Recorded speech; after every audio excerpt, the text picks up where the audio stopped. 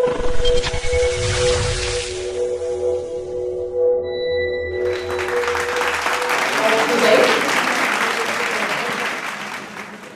couldn't leave them outside, so we invited them inside to share one more piece with us. Thank you, gentlemen, for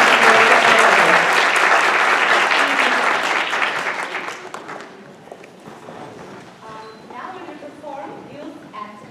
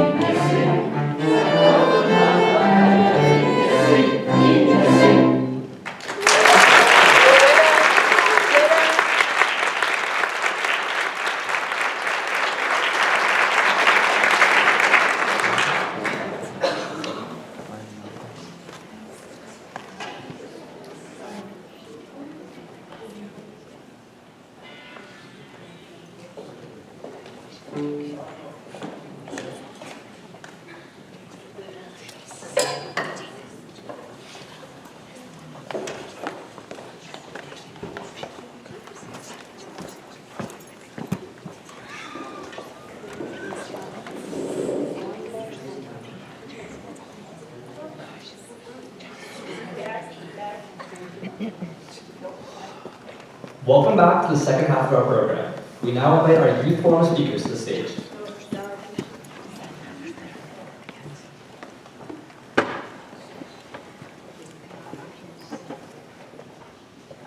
Oh, Turkish youth! Your first duty is to preserve and to defend Turkish independence and the Turkish Republic forever.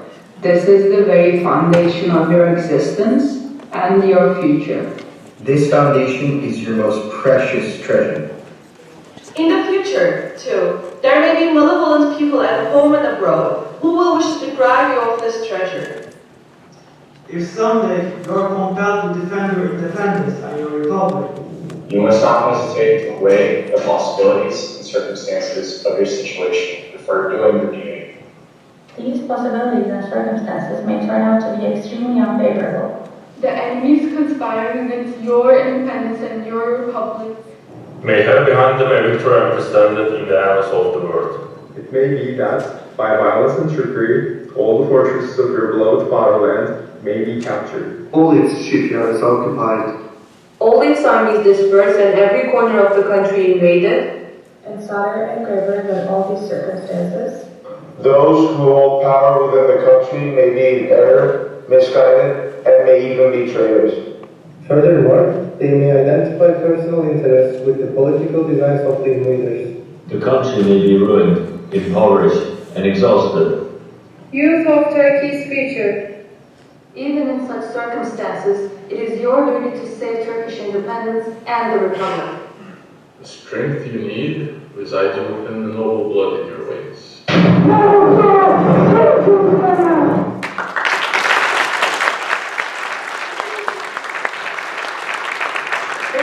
Türk gençliği. Birinci vazifen, Türk istiklalini, Türk Cumhuriyeti'ni ilelebet muhafaza ve müdafaa etmektir. Mevcudiyetinin ve istikbalinin yegane temeli budur. Bu temel, senin en kıymetli hazinen. İstikbalde dahi seni bu hazineden mahrum etmek isteyecek dahili ve harici bedbahtların Bir gün istiklal ve cumhuriyet müdafaa mecburiyetine düşerse, vazifeye atılmak için içinde bulunacağı vaziyetin imkan ve şeraitini düşünmeliyiz. Bu imkan ve şerait çok namuzayip bir mahiyette tezahür edebilir. İstiklal ve cumhuriyetine kastedilecek düşmanlar, Bütün dünyada emsali görülmemiş bir galibiyetin mümessili olabilirler.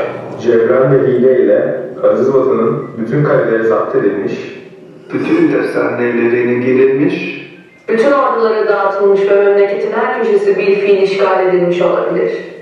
Bütün bu şeraitten daha ileri ve daha vahim olmak üzere memleketin dahilinde iktidara sahip olanlar, gaflet ve dalalet ve hatta ihanet içinde bulunabilirler.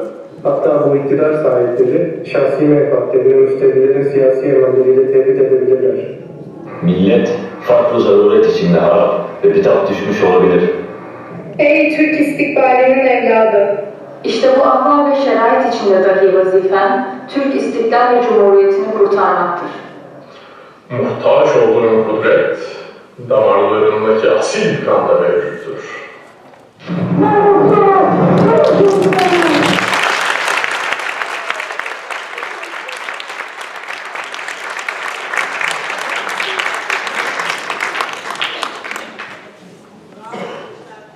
Thank you to the Turkish Student Association in Canada for that powerful reading of Atatürk'ün Gençliğe hitabesi. Your voice carried not only the words, but the enduring spirit of responsibility, resilience, and hope that Mustafa Kemal Atatürk entrusted to the youth of this nation. It is a reminder that the future is shaped by those who dare to protect it, with clarity, courage, and conviction. Welcome back to the second half of the program.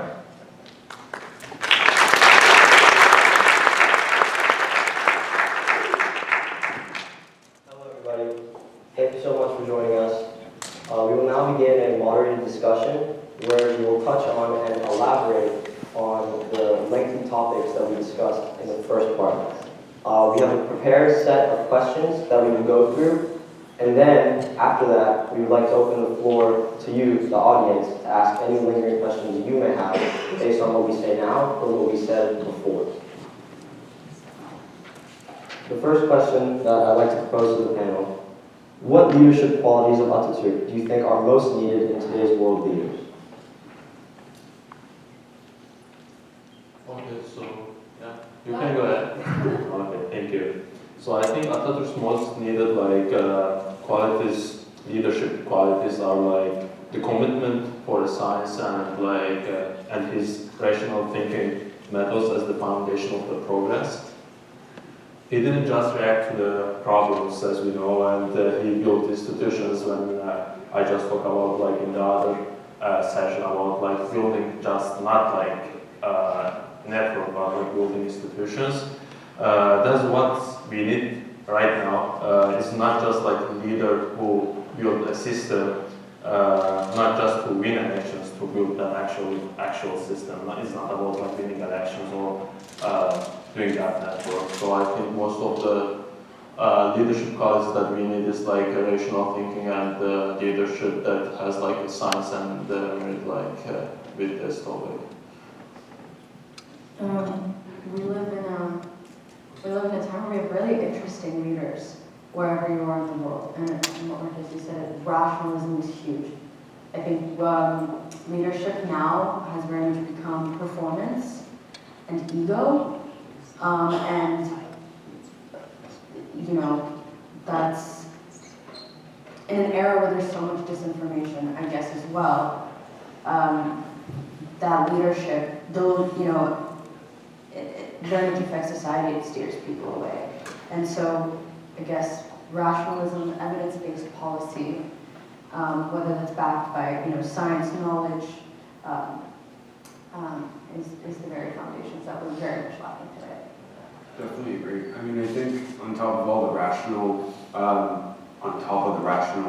actions, I think what's also important is for a leader to be bold. And that's not saying go crazy and change things the other way around, but based on your rational ideas, be fearless, just like Atatu was. Be bold and courageous, and I think that's something that's missing from a lot of leaders today. And like you said, we do have a lot of interesting leaders. But yeah. Building off of boldness, I think that it's really hard to identify, just one or two admirable leadership qualities in Atatürk, but not only was he an effective communicator, but he welcomed dialogue, especially with people who didn't agree with him, in a way that was respectful and promoted that communication and promoted empathy. And I think that that's something that we need more of. You guys mentioned a lot of qualities that Atatürk has, and you mentioned qualities that you like leaders to display today. But the purpose of us gathering here today is to sort of highlight the youth. And in the audience up there, there's a lot of younger kids motivated. What or how can these youth display these qualities and sort of carry them as they get older? Number one, I'm critical thinking. I feel like we have to question everything. We have to. What are you reading? What are you absorbing? What are you projecting? What are you? And I think questioning everything is a very strong first step. I don't know. I mean, I think it's really important to understand the past, and Atatürk did that very well. He understood the past, but he refused to be limited by it. And I think for, future generations, what's important for us to start with our history, learn about it, not just by name, not just by events, but just dive deeper. Because as days progress, sadly, we do, especially living abroad, we do tend to become more assimilated in a way, which is not good. I mean, I'm jealous of you guys who have a Turkish school in New York, and I wish our initiatives here would kind of light up. I know a lot of people that are first generation Canadian that they're born here, but they have Turkish heritage. I think it's important for if I in the future one day I have my kid in this country, I would like my kid to know its history and make sure we follow those ideas. Yeah, so I agree guys, and I think to develop a kind of that vision of Atatürk with young people, critical thinking and all thinking methods are important in that way, because it's not what you think, is how you think. If you know how to process, how to develop, how to build actually, and how to communicate, does matter. So I would say the three pillars that I talked about, cultural ambassadorship, institutional building, and continuous learning is the vision that we need. I'd just like to add one more point. I think what you guys said, it's to question, I think it's very important to be skeptic. I feel lately there's a lot of things we take as given, and we forget to question a lot of the things. And that's what I mean by Atatürk wasn't limited by history, or he was always focused on rationale. And I think that's something we shouldn't forget. We should be questioning, we should be skeptical, and we should learn not to imitate, but more to innovate, like you said. I think that when it comes to questioning and embracing the process of change, we also have to keep an open mindset for things and people and views that are different than our own, because we can't find unity without finding what's different. And I think that that's something that's a stepping stone to that. I also think that when embracing change, we also have to embrace mistakes and what we get from them. And I think that as youths, that's something that we have to, I think embrace is the only word for it. You guys really talked about starting with history, questioning things, and I think that's a good baseline for building up values in the youth. And Atatürk dealt with when he was forming the Republic was trying to create a unified front when there were many divided sides. The early Republic had ethnicity, so many different ethnicities, so many different languages. And a big dividing factor was definitely religion. And an idea that Atatürk introduced was secularism. And that, above all, you're first human, you're equal, and you should be treated fairly. And then comes your ethnicity, language, history, all that. And so I want to ask, what kind of ideas or what kind of motifs can secularism teach us today about the lack of fairness and the lack of equality that, the US has, that Canada has, and that any other country in the world has? We could talk hours about this and take it away, guys. Any starting point? I think Sean mentioned this in his presentation, and this idea of what do we mean by secularism and the connotations behind the word. And it's very much not anti-religion, we're not rejecting faith, but I think we're rather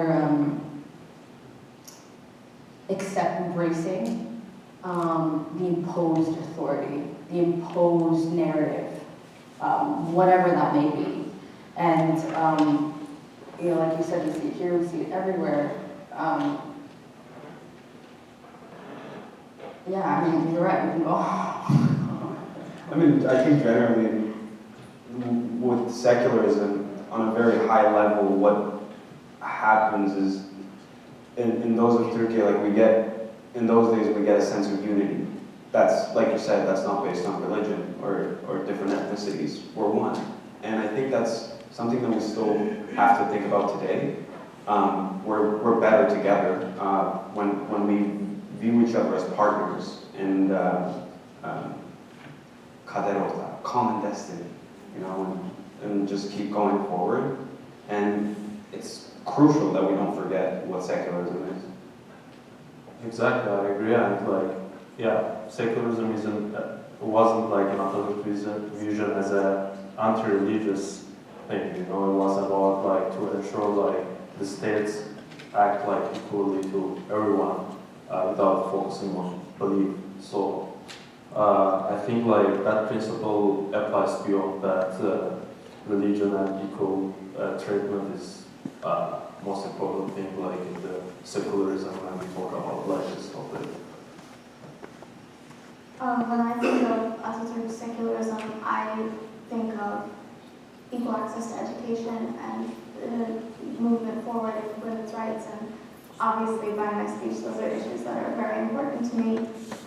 And Atatürk laid the foundation, and so much progress has been made, but now it's time for us to continue to do that work, because these are still really relevant issues and there's still so much progress left to be done. I'm just going to jump in. I think going back to the end of the question about equality and fairness, I think true equality, and that's relating to all of what you guys just said, it requires intellectual freedom. So it has nothing to do with all these coercive, maybe we could say, concepts, but this idea of, backed by education, again, backed by knowledge. Rationalism is the first question. And so I think the idea of intellectual freedom is crucial when it comes to how we view fairness and equality. Okay, so we just spoke about equality and fairness in terms of secularism, and that's usually between the government and its people. But what about equality and fairness amongst the people themselves? A big topic that we discussed was equality in women. And obviously, as you both mentioned in your speeches, Turkey was one of the forerunners in terms of women's rights. But as both of you also just talked about, these were foundations. This was we had a prototype, or an archetype, a blueprint. And I kind of want to ask, how has that been built today? Do we think, or do you guys think, that women in Turkey today enjoy the same equality that Atatürk would have imagined for them? Why or why not? To keep it brief, no, not entirely. I would argue not entirely. That's not to discredit any of the progress that we have made, the progress that I've mentioned in my presentation. But we have to recognize what's in front of us, and not ignore just because it doesn't. Be comfortable with the uncomfortable. Maybe that's what I'm trying to say. And I think that's really important. It's not really. I think I kind of answered this question with my last answer. The foundation has been laid and so much progress has been made already, and I think it's really important to recognize that, but also there's still so much room to grow, and now's the time to do that work. I mean, I'm gonna say awareness, but that doesn't even do anything anymore. You know, like yes, it starts with awareness. A lot of the inequalities are persistent because we don't recognize that they're because of outdated cultural norms and unconscious biases. I think what we need to learn, especially regarding like equality for women, for example, like what Atatu set up, like you said, I really liked how you mentioned it as a work in progress. Like he laid the foundation, it's going to keep going. It's 100 years, and we're still 101, 102 years, and we're still dealing with it. We're probably going to be dealing with it for another 20, 30, 40, I don't know. But it's important to be aware. It's important to raise your voice, definitely. And then question the stereotypes. Don't take it as given. When somebody says that's not the way you do things because of traditions or old norms, just ask why, and then try to understand. Ask like someone that's been going through that personally, I guess, and just have a sense of empathy. So yeah, I would say it's not fully. Atatu gave like women a legal equality in the 1920s, but legal equality and lived equality are different. So this unfinished project, there's still like a gap in the economic side of this perspective. So I would say it's unfinished project, and that's our responsibility to finish it. Yeah, the fact that there's still a lot of differences in the workforce participation rate, where it's still more dominant in terms of in labor, and just mind-boggling today. And it's 2025. You know, things can be different, and we've got to start somehow. Marcus, I want to touch on something you just said about legal equality versus lived equality. I think that's an amazing point, amazing thing to think about. And I kind of want to zoom out from a gender perspective and sort of take it to a more human level. Racism, sexism, even ageism is a thing that a lot of young people and people, anyone. Sorry, there's something called ageism? Yeah, discrimination based on age. Wow. And so I guess I want to ask, what barriers to equality still exist today? That can be in Turkey, in Canada, US. And I want you guys to identify these barriers and then potentially address how Atatu would go about solving them. Thank you for being repetitive. But he began the process of addressing the issues by identifying the starting point when it came to women's rights, when it came to lack of access to education based on gender, based on status, based on religion, based on location, based on social class. And he, by making primary education compulsory and accessible and free across nationwide, he began to address that issue, and that's fantastic and still relevant. And I think that the fact that I used "and" there, I want you to know that that word was intentional. I think that, like I said, forgive me for being repetitive, but I think it's really important to mention and to focus on the fact that the issue that was an issue 100 years ago is still an issue today. Yeah, I would say economic inequality and access to education is today's barriers as well. And like when we explain Atatürk's how did he approach to this problems and how he solved these barriers, like we can talk about like that he built institutions and like universities, and like today we can actually like approach the same system like with providing like the technology and like debt-free education and like more legal protecting like the rules, I don't know, like but yeah, like it's about like economic education and like legal protection. Legal, economic, social. I mean, it's what you were saying before. Like legal is very different than what's on paper is very different than lived experience. You know, in French you have this saying. It's like history with a big R and history with a small R. History with a big H and history with a small H. History with a big H is the narrative, right? And then this little H is the small, often unheard collective stories. And so going back to the question, I guess what disparities exist, well, something that I want to mention is I think ignorance is the enemy of progress. So I think in terms of, and that is not to say that just because there's a gap in some place there's disparity, but in terms of this question, and so all forms, I guess, of the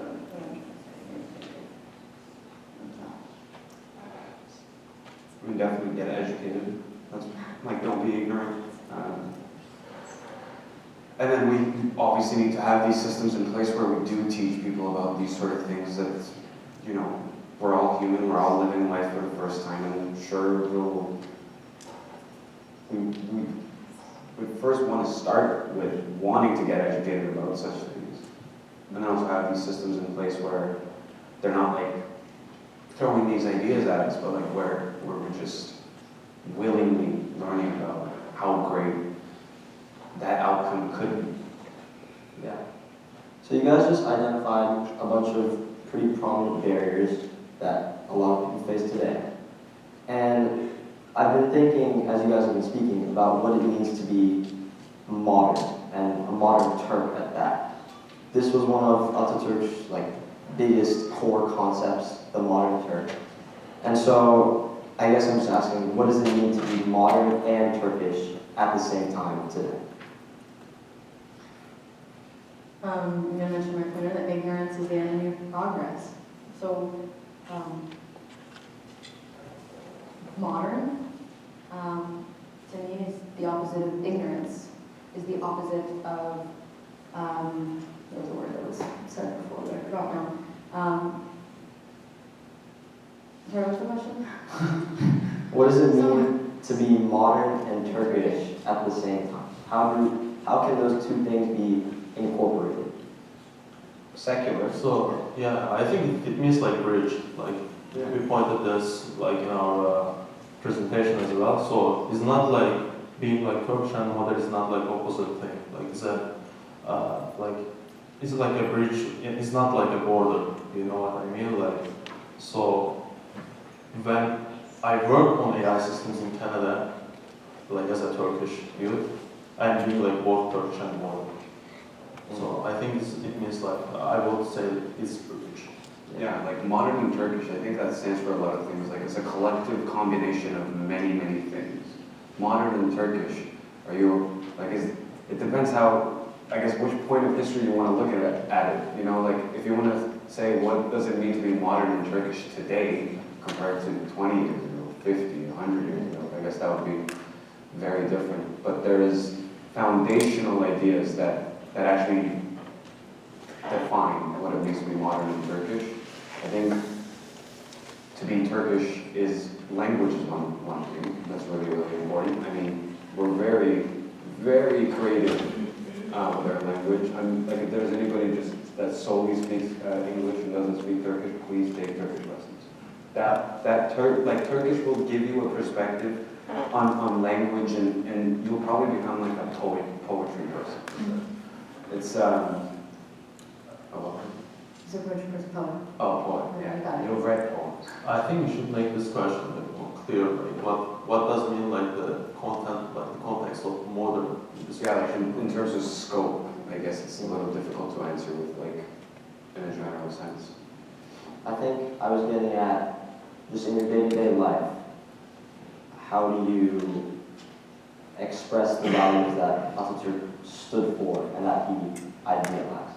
Because he had a concept of what modern should be, and so how do you display those?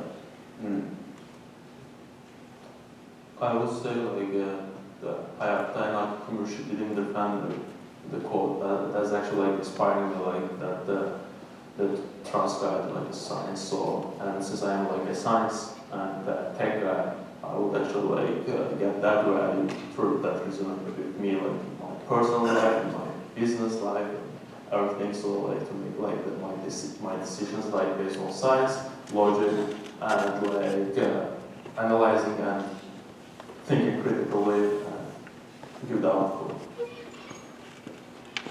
Okay. If anyone has nothing else to say, I'd like to move on. So okay, you guys just talked about modern and Turkish at the same time. I want to ask more of a fun question. What are the forms of art or culture that best represent your Turkish identity? I'll go first. Definitely Galatasaray, Burgundy. Come on now. Alright, Canada. Sorry. I don't think that's correct. It's kind of watching. Yeah, wait. Anybody? Yeah, it's I don't know. I would still consider like referring back to language, the feelings that we put into our writing and our music. Whether you want something to listen to when you're like extremely happy or extremely sad. More extremely sad. We're very good with those words, but we're very good in how we construct that lyrics. I think I said we're very good like a lot of times. When thinking about Christian personally, I think of music. Started playing violin when I was 5 years old, 4 years old. And although it wasn't a decision I necessarily made myself when I was only 4 or 5, I eventually I kept choosing it. And that was me. That wasn't anyone else. That was me. And I think so personally that form of expression through music would be for me, but obviously there's so much. We have, Turkish cinema, we have, which is so international now, which makes me actually so happy when my friends come up to me and they're like, yeah, I'm actually watching Bahar, or I'm watching this. And I'm like, really, that's awesome. Or soap operas. Yeah, oof, golden. So yeah. Yeah, I would say like Turkish cinema and like music fusion, like there's one of the ideas I would agree. And also I think like the tech side of this is like a culture too. Like when a Turkish founder found a company globally, that's culture, and we can talk about that as well. Culture is not just art, so I think it's about like digital storytelling and like including this as a identity point as well. For me, I feel particularly connected to food and to music. I feel like you never walk into a Turkish gathering where there isn't an abundance of both food and music that make it feel like home, that make it feel warm and welcoming and fun. I see a couple of head nods and smiles out there, so I know you guys feel me. But I also want to bring attention to the fact that when Sean asked this question, we all got that look on our face. We all smiled and nodded, and we had that kind of, that nod, that feeling, because it's that connection, Not when you said to me, but yeah, other than that, I was fine.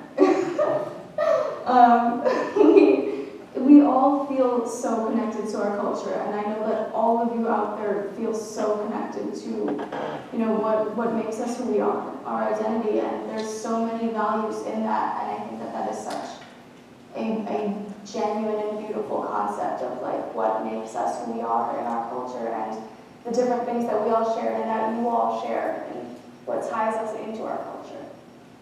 So some great things were just mentioned. And as youth, I think the way that we share these things with other people is through social media. Online. You want to listen you want to share your friends with the bed, like a Barış Macho song, you text it to them. You want to take a picture of you at the Galatasaray-Fenerbahçe game, you take a picture, send it to them. And so, what I'm getting at is this issue of digital freedom and privacy. Today, the world seems very polarized, especially online. And bringing it back to Atatu, if Atatürk were alive today, how do you think he'd react to digital freedom, social media, and just general issues revolving around free speech and privacy? I would say we would focus on the misinformation, like how the social media is spreading the misinformation, like and how we can actually like act accordingly and to find like the correct information based on social media and to make sure that our youth, our people, is not like playing around, you know, like they are sharing the actual, the truth, the right information on social media. And I will think like that he will say that it's like a good point for communication, for sharing, storytelling and everything, but he will think about the misinformation side of social media as well. I think you would be definitely encouraging the use of it by also paying close attention to, like you said, misinformation. What I'd like to think is that even though there is like misinformation on the platform, we'd still be able to use that platform, right? I think he would, at least to start with, give us access. We'd be connected. And imagine like today, like your questions, if Atatürk were alive today, imagine Atatürk alive in a globalized world. We're so mobile now, not just digitally, but like everywhere. And yeah, I think it would start with giving us access and then see where that takes us, and definitely not remove any of our hashtags, because hashtag whatever we feel. But yeah. I think of a multipolar world when I think of this question and what that would look like and whether that's possible or whether it exists. I guess kind of to the point. I think, yes, so communication is one, right? It's my first time meeting them, or not asking, but meeting Sean, and we've worked for a couple of years now on civil society and all these organizations. So I think Atatürk would definitely be acknowledging the progress and the advantages that it has brought. But yes, misinformation, which is not to confuse from disinformation. I'm actually taking a class right now called Disinformation and Narrative Warfare. And, but it's important to differentiate between those two, because misinformation is, accidentally spreading false information, when disinformation is deliberately spreading the narrative, deliberately spreading the lie, which is very much what we see now from every type of actor in the field. I mean, tell me if I'm wrong, or someone correct me if I'm wrong, I can cite you a million examples. So I think the dangers of that, and also I think he would draw it to transparency and accountability, right? With disinformation and misinformation, we tend to blur the lines between transparency and censorship, if you will, So definitely no censorship. I wouldn't expect any censorship. I mean, if you were to censor anything like in today's world, I just don't think he would, because a guy that would someone that would censor the use of digital platforms wouldn't even unify people to begin with. And that's what Atatürk did for all of us. So I think it would be all about freedom of speech. Summarizing a little bit what everybody had mentioned, I think that he would view it as great possibility for really, really good, but also possibility for evil too. It can bring such human connection and maintenance of our culture and our values, and sharing that through the arts and the culture and the promotion of that we see in his values. And he did believe so strongly in the freedom of speech, so I think that he would promote it, but also I think that he would recognize the danger that does come with it, with the potential for misinformation and disinformation. So I think that ultimately he would view it as just a possibility. Those are some great answers. So I want to now kind of take a second and pause and kind of reflect on just why we're here today. We're honoring a great man who had great ideas and who was really a change maker, right? And so, to us, and everyone in the audience, Atatürk has a special relevance. And after we're done here, we're going to go back into our lives, we're going to start our week tomorrow.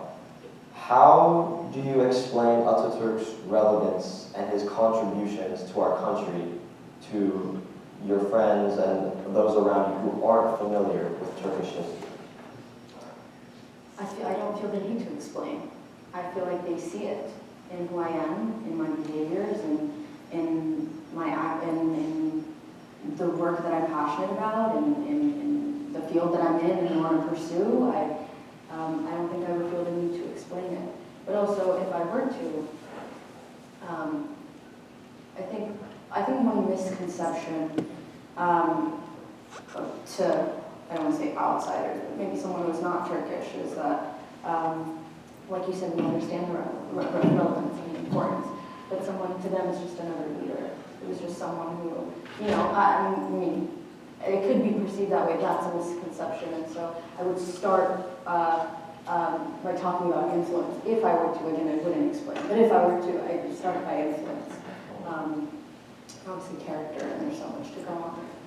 I think it's hard for people to understand, like, you can sit down with them over a couple of cups of, or demliks of tea, and tell them all about his biography. But people are often, like, I find that they're just, whenever you tell them, they're just like, what? Like, a man like that existed? And they can't wrap their head around the idea that it happened. Everything that we mentioned actually happened. It's not a single word is an exaggeration.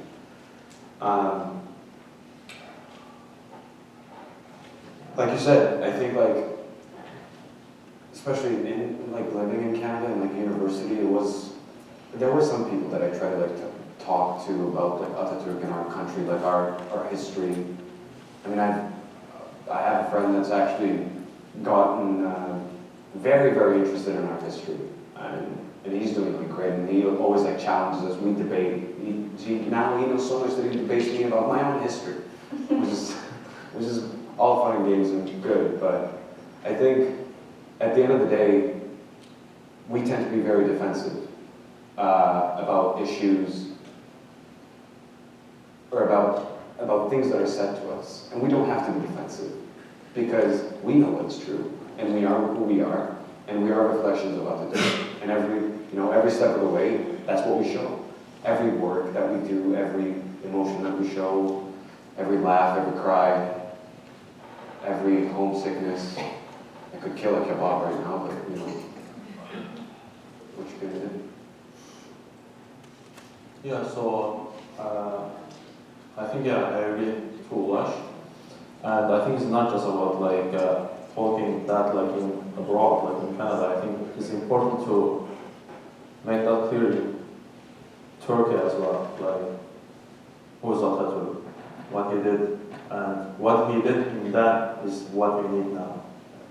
So it's important to talk about like that he built a nation from the ashes of the empire by like banning everything on education, science and laws, right, in 1920s. So I would show like the youth, the Turkish youth, how they progress, how they are a role model to their brothers, sisters, younger generations. And that's actually like going to explain like everything about like what he did, what he built, and how we are continuing building that vision. I think that everyone had really, really great answers, and it is really difficult to try and explain it because this is a topic that I don't even think we can fully wrap our heads around how important and how much of a weight in our lives this topic has. But I think that more than explaining, I think that we try to show. We try to show by example in how we live our lives and how we walk in our daily lives, but also think about how many places Atatürk is in the life of a Turk. Think about when you're in Turkey, how many homes, how many restaurants, how many streets, how many pictures and tattoos and flags. Like, he's everywhere, and that's on purpose. And I don't think that someone who isn't Turkish and hasn't lived that and grown up around it can fully grasp that he isn't just a leader, he's in our hearts. Great points. I want to now focus on sort of, I guess, the diaspora aspect. Atatürk really unified the nation, and that was at home. But his foreign policy was peace at home, peace in the world. Today, everyone here, we're in Canada. We are the youth that Atatürk said to go out and carry the Turkish name and the weight of being Turkish with you. And so what I'm trying to get at is the language aspect. I think language is directly tied to culture and history. And so as youth of the diaspora, and I know Marcus and Wash moved here, but I also want your guys' perspectives. Do you think that Turkish youth, the diaspora youth, do you think they're losing touch with the language? Do you think there's ways we can get back in touch? Are there new ways? Something like that. I think it really depends. I think yes and no. I think it's really hard to lose touch, especially if you were, born in another country, and it's the people around you, right? It's the influence as well. Like I personally have my parents to thank a lot for me being able to speak Turkish. I went to Turkish school every Saturday, even though I hated it when I was younger. Now I can't even imagine. It's made me who I am. I met my best friends. And language is only one part of it, Like you said, it's culture, it's identity, it's all of it. And so I kind of, I think preserving the roots in whatever form that means, whether it's through classes or through, going back every summer or calling your family on vitums and holiday. I mean, it's the small things. And I think that's what helps preserve and move forward. I have a lot of friends who, their parents are both Turkish, and they identify as Turkish, but they're so distant from their culture, and that's okay, but I think, what does that mean? What does that mean for you as well? You identify as something, and maybe you carry another way, or the balance, or the mix of two, and personally I identify with both. I think, I don't think I'm either, I don't think, in America I'm Turkish, in Turkish I'm American, but I'm Turkish American. I think the mesh of those, me trying to bridge my, my cultural aspirations with the culture that I'm growing up with. I mean, it's definitely a hard balance, and so I understand that way, but it's important to prioritize, and it's important to be curious as well, I think, and being curious of the past, and being curious of, touching on your point of knowing the history, and we talk a lot about the past, we talk a lot about the future, we don't talk a lot about now. Starts at home, I guess.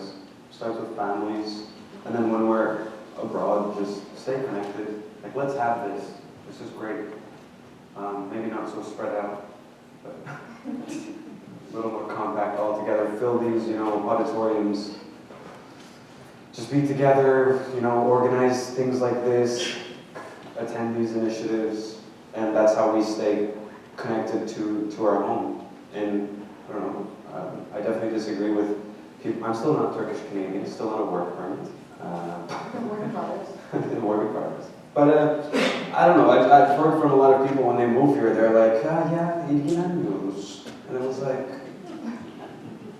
they don't think about back home anymore. Like, what do you mean? What do you mean? That's where you came from. And it doesn't matter how many years you spend here. It doesn't matter if you're going to go back, if you're not going to go back. We owe it to people to reflect like the light of the Republic in a lot of ways. So for anyone that says, they're probably not there here right now, but yeah, see you later. I think I have a little bit of a unique perspective on this topic because I am just learning Turkish now at 21, almost 22 years old, by choice of my own volition, which I think is a really special thing.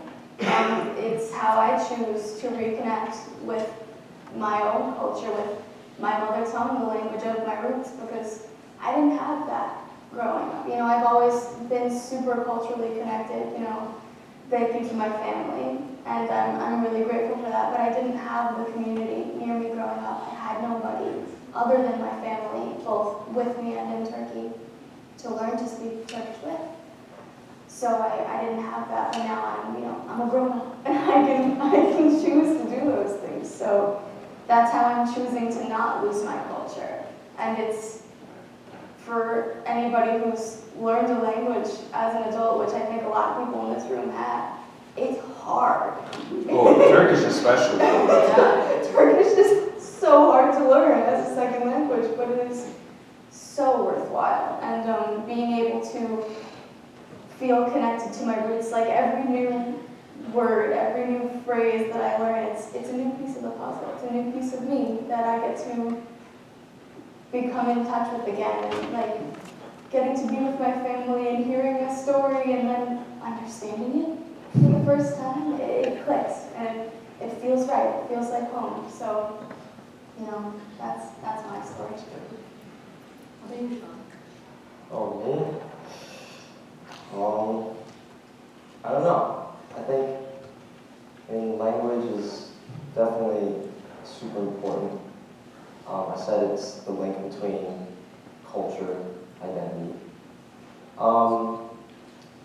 I think the way I implement language and the way I keep it alive is by trying to give it to my friends. Does that make sense? Giving it to people around me. Because, I mean, now I'm in college and I don't have my parents around me. I can't always talk to them. And so, but I want to keep Turkish in my life, right? But my friends, they see how involved I am in the Turkish community. And so together we'll watch some soccer games, I'll teach them some chants, we'll go to a Turkish restaurant, I'll have them order in Turkish and see if they can say the words. I think just like, it's really the little things. You mentioned that earlier. And based off what you said, I think what you said was beautiful about like how you choose to keep it alive. That was going to tie into my next question of how youth can, like what are some concrete steps we can take? Because right now we're here and we're discussing. And a big theme of what we were talking about today was how do we turn words into action. And there's a bunch of young people up there and we're down here. And there's a bunch more people at home. And so, I mean, like I just said, what are some like concrete steps we can take to further honor Atatürk's legacy and further push the community? Wave your flag. Waving your flag. I mean, everyone here is part of a community, at least one community. I know we've got like tons here and everywhere else in the world. Be a part of it, be involved, create your own. Understand that everyone's living life for the first time. We're all going through it together. And then never forget the shine of your flag and just keep waving it. And if anybody tries to get in the way of that, go to the consul, be diplomatic. And that's it.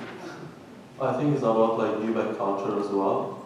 So it doesn't matter if you are staying here, if you are going back to home, or like go back and forth. But like the give back culture doesn't matter like where you stay, where you locate.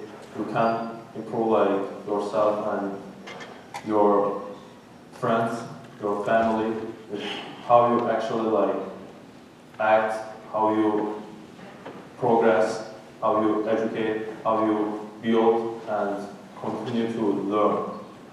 Like we are always students.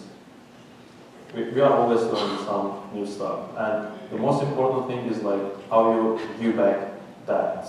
Like I think we all like all you should like engage with each other and make sure that they know what's like give back culture and make sure that you are doing that.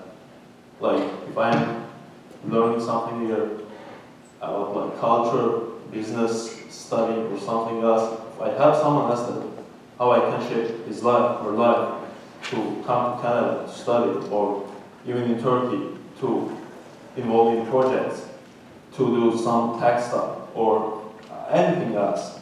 And like tie networks together. Exactly. Like it is about like you back.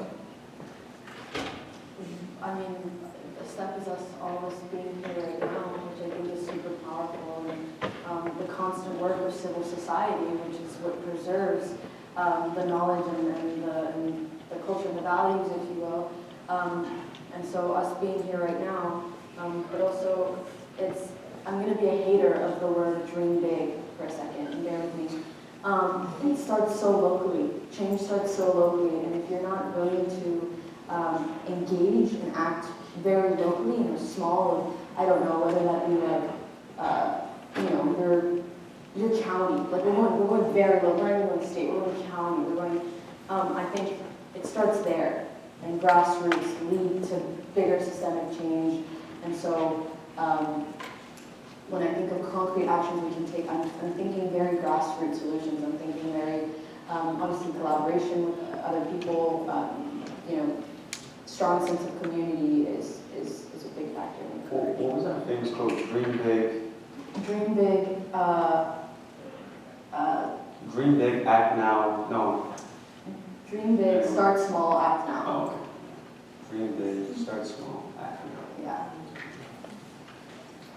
I'm speaking to everyone in here when I say this, but especially to the young people in the back there. You guys are capable of so much more than you may think that you are. All the big dreams that you have, you can achieve them. All the things that you care about, all of those changes that you may want to make, chase them. Speak up. Go after those things. Because if people that cared about things didn't go after them, then we wouldn't be here. We wouldn't have all of the progress that we have so far. Like, you could be the next person that makes those big changes. So go after your goals and your dreams and keep caring about things. I'm going to add one more point. I think youth, yes, emphasis on youth, but it's also a very intergenerational dialogue. These go past generations, right? Yes, it's all about the youth, but it's also about how we're passing those values on from generation to generation and knowing how to communicate, knowing how to pass it on, because we all have that responsibility. I think just like a small addition to that is like the importance of sustainability. Like when we encourage the youth to like take part in these organizations, and I know we're looking at it from like a preserving like the communication of values from generation to generation. But I guess like organizations have like a huge part in this, especially in the diaspora. So when we say like, oh, like the youth should come out, or everyone that's here today, for example, like should come out, everybody should be involved.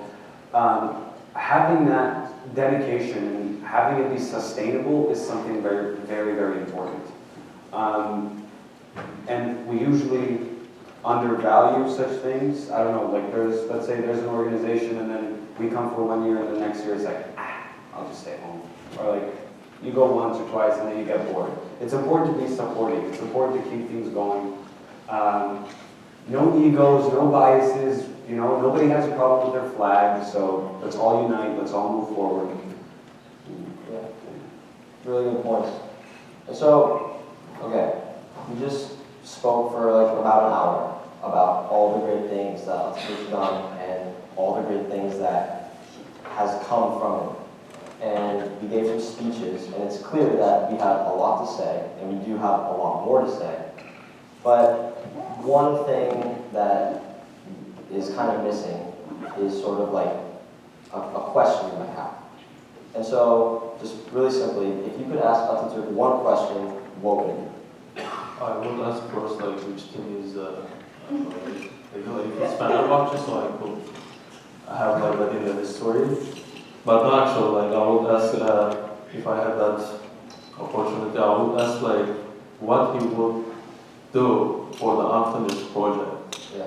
We have, like, more than 10 years, like, about, like, education, economy, and all the inequality perspective that we have talked like all this session. So I would actually like ask about like how we are going to do it, how we are going to finish this unfinished project. I was thinking something really similar. Where do we go next from here? He laid the foundation, he gave us the tools, and now it's our time. But what are the next steps? Where do we go from here? Dedicated volunteers who played a vital role preparing today's Commemoration Day program to the stage. It is thanks to their hard work, care, and commitment that we were able to come together and honor the memory of Atatürk in such a meaningful way.